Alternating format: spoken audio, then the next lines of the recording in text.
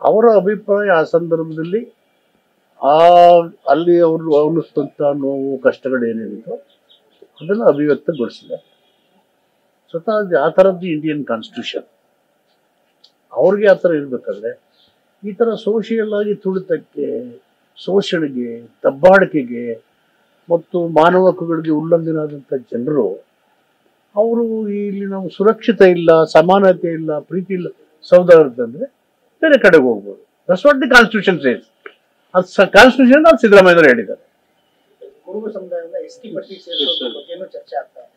ST ಸಮುದಾಯದ ನಾಯಕರು ಕೂಡ ಒಂದಷ್ಟು ವಿರೋಧ ವ್ಯಕ್ತಪಡಿಸ್ತಾರೆ. ಅದು ನಂಗೆ ಗೊತ್ತಿಲ್ಲ. ತಾವು ಕೂಡ ಮೀಟಿಂಗ್ ಅಟೆಂಡ್ ಮಾಡಬೇಕಾಗಿತ್ತು. ಎಲ್ಲಿ ಇವತ್ತು? ನಿನ್ನೆ ಇತ್ತು ಸರ್, ನಿನ್ನೆ ಮೀಟಿಂಗ್ ಇತ್ತು, ಅಧಿಕಾರಿಗಳ ಮೀಟಿಂಗ್ ಇತ್ತು. ನನ್ಗೆ ಗೊತ್ತಿಲ್ಲ, ನನ್ ಗಮನದಲ್ಲಿ ನನ್ ಗಮನಕ್ಕೆ ಗೊತ್ತಿಲ್ಲ.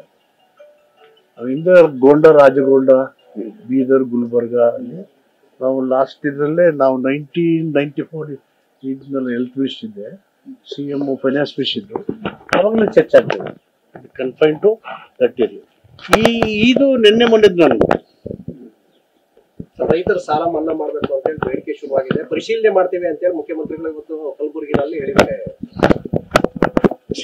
ಮೇಲೆ ಪರಿಶೀಲನೆ ಮಾಡೋದಕ್ಕೆ ನಂದೇನಿದೆ? ಮಾದೇವಪ್ಪ ಅವ್ರು ಏನ್ ಹೇಳ್ತಾರೆ? ನಾನು ರೈತರ ಪರವಾಗಿ, ಬಡವರ ಪರವಾಗಿ, ಕಾರ್ಮಿಕರ ಪರವಾಗಿ, ದಲಿತರ ಪರವಾಗಿ, ಮಹಿಳೆಯರ ಪರವಾಗಿ, ಟ್ರೂ ಜರ್ನಲಿಸಂ ಎಥಿಕ್ಸ್ ಪರವಾಗಿ ಎಲ್ಲ ಕಡೆ ಇರ್ತೇನೆ. ಬೆಂಗಳೂರು ರಸ್ತೆ ಗುಂಡಿ ಸಂಬಂಧ ಕಂಪನಿಗಳು ಬೆಂಗಳೂರಿಂದ ಆಚೆ ಹೋಗ್ತಿದೆ ಅನ್ನುವಂಥದ್ದು ಇವತ್ತೊಂದು ಚರ್ಚೆ ಬಂದಿದೆ. ಅದನ್ನ ಒಂದು ಕಂಪನಿ ಟ್ವೀಟ್ ಕೂಡ ಮಾಡಿದೆ.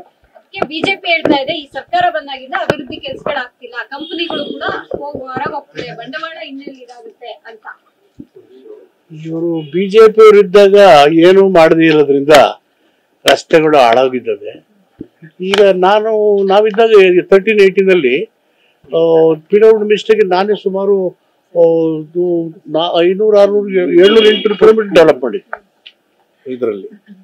ಸೊ ಈಗ ಡೆಪ್ಟಿ ಚೀಫ್ ಮಿನಿಸ್ಟರ್ನ ಮೀಟಿಂಗ್ ಮಾಡಿದ್ದಾರೆ, ಎಲ್ಲ ಗುಂಡಿ ಮುಚ್ಚಿದ್ದು ಪಾಟ್ ಹೋಲ್ ಫ್ರೀ ರೋಡ್ಸ್ ಮಾಡಬೇಕು ಅಂತೇಳಿ ಮುಖ್ಯಮಂತ್ರಿಗಳು ಹೇಳಿದ್ದಾರೆ. ಸೊ ಇನ್ಫ್ರಾಸ್ಟ್ರಕ್ಚರ್ ಡೆವಲಪ್ ಮಾಡಬೇಕು. ಆ ಕಾರಣಕ್ಕೆ ಇಂಡಸ್ಟ್ರೀಸ್ ಏನು ಹೋಗ್ತಾರೆ, ಬಟ್ ನಾವು ಸರಿಯಾದಂತ ರಸ್ತೆ ಸಂಪರ್ಕ ಜಾಲನ ವಿಸ್ತರಣೆ ಮಾಡಬೇಕು.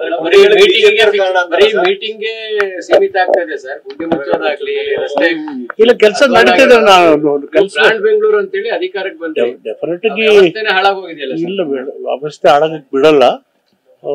ರಸ್ತೆಗಳನ್ನ ದುರಸ್ತಿ ಮಾಡಬೇಕು, ಗುಂಡಿಗಳನ್ನ ಮುಚ್ಚಬೇಕು, ಮಾಡ್ತೀವಿ. ಗ್ಯಾರಂಟಿಗಳ ಪರಿಷ್ಕರಣೆ ಏನಾದ್ರು ಆಗುತ್ತೆ ಸರ್? ಗ್ಯಾರಂಟಿ ಯೋಜನೆಗಳ ಪರಿಷ್ಕರಣೆ ಏನಾದ್ರು ಆಗುತ್ತಾ ಅಂತ? ಇಲ್ಲ, ನಾವು ಬ್ರಾಡ್ ಇದರಲ್ಲಿ ನೋಡ್ಬೇಕು ಅಂತ ನನ್ಗನಿಸ್ತದೆ ವೈಯಕ್ತಿಕವಾಗಿ. ಈಗ ಸ್ವತಂತ್ರ ಬಂದು 78 ವರ್ಷ ಆಗಲಿಲ್ವಾ? 78 ವರ್ಷ ಆದ್ಮೇಲೆ ನಾವು ಅನೇಕ ಅಭಿವೃದ್ಧಿಗಳನ್ನ ಮಾಡಿದ್ವಿ ದೇಶದಲ್ಲಿ, ಕರ್ನಾಟಕದಲ್ಲೂ ಮಾಡಿದ್ವಿ.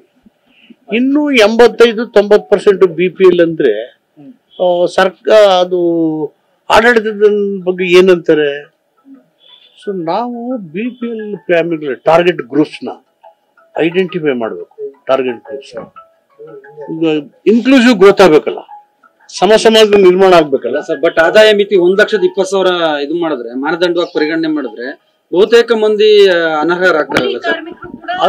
ಅದನ್ನೆಲ್ಲ ನೋಡ್ಬೇಕು. ಟಾರ್ಗೆಟೆಡ್ ಗ್ರೂಪ್ ಅಂದೆ, ಟಾರ್ಗೆಟೆಡ್ ಗ್ರೂಪ್ ನ ಪ್ರಾಪರ್ ಆಗಿ ಐಡೆಂಟಿಫೈ ಮಾಡಬೇಕು. ನೋಟಿಸ್ ಕೊಟ್ಟಿರೋದ್ರಲ್ಲಿ ನಿಮ್ಮ ಆದಾಯ ಮಿತಿ 1,20,000 ಇದೆ ಅಂತ ಇದು ಮಾಡಿದ್ದಾರೆ. ಅದನ್ನೆಲ್ಲ ಗಮನದಲ್ಲಿ ಇಟ್ಕೊಂಡು ಟಾರ್ಗೆಟೆಡ್ ಗ್ರೂಪ್ ಗಮನದಲ್ಲಿಟ್ಟು ಅವರನ್ನ ಆರ್ಥಿಕವಾಗಿ ಸಬಲೀಕರಣ ಮಾಡೋದ್ರ ಜೊತೆಗೆ ಸ್ಟೇಟ್ನ ಜೊತೆಗೆ ಡೆವಲಪ್ ಮಾಡ್ಬೇಕಲ್ಲ. ಈಗ ನೋಡಿ, ನಿನ್ನೆ UKPಗೆ ಒಂದು ಹಿಸ್ಟಾರಿಕಲ್ ಡಿಸಿಷನ್ ಮಾಡಿದ್ವಿ. ಒಂದು ಹೆಚ್ಚು ಕಡಿಮೆ ಒಂದು 70-75,000 ಎಕರೆ ಅಕ್ವೈರ್ ಮಾಡ್ಕೋಬೇಕು. ಕೆನಾಲ್ ಮಾಡೋಕ್ಕೆ ಒಂದು 25,000 ಮತ್ತು ರಿಹ್ಯಾಬಿಲಿಟೇಷನ್ಗೆ 50,000 ಎಕರೆ.